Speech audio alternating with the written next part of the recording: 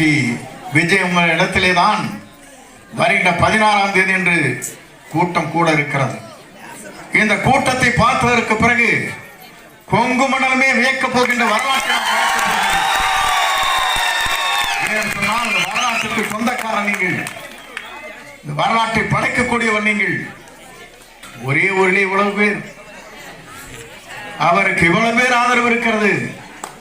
ஆனால் தமிழ்நாட்டில் இது போன்ற லட்சம் கிராமங்கள் இருக்கிறது, மறந்துவிடக்கூடாது. அத்தனையும் ஒரே குரலைத்தான் கொடுத்துக் கொண்டிருக்கிறார்கள். இருக்கிற குழந்தையை கேட்டால் சொல்லுகிறது தாயிடத்திலும் தந்தையிடத்திலும் இந்த முறை விஜய்க்குத்தான் ஓட்டு போட வேண்டும்.